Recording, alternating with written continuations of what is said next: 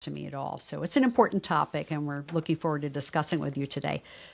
There was a paper out of JAMA that from 2020 that talked about it was a surgical attire study, and they looked into the effect of surgical jackets and bouffant use and the association, if any, with surgical site infection risk.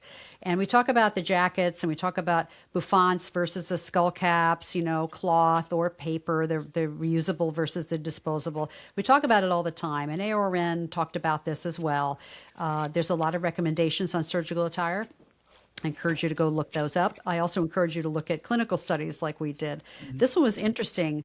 It was a study including 34,000 surgical encounters, which is an enormous amount. So you know that this data would be very robust.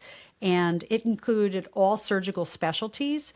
So there wasn't any bias between surgical specialties, and we know they vary quite differently.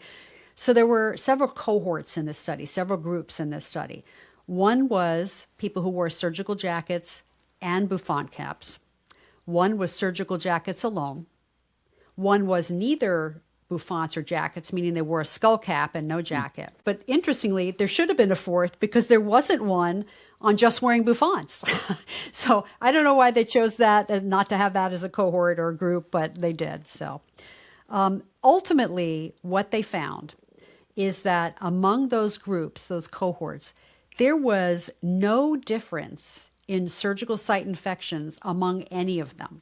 Interesting. And when you think about that, all the sacred cows of you have to keep your arms covered in the operating, you have to keep your hair fully covered within a bouffant cap. Some people want you to have your ears covered.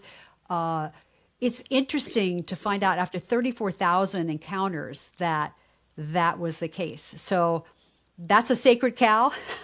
Probably need to stop worrying about the jackets. And actually, jacket use is very expensive, whether it's disposable or reusable. But the disposable ones, this particular hospital where this study occurred, they were able to reduce their hospital costs a little over $250,000 by stopping wearing jackets.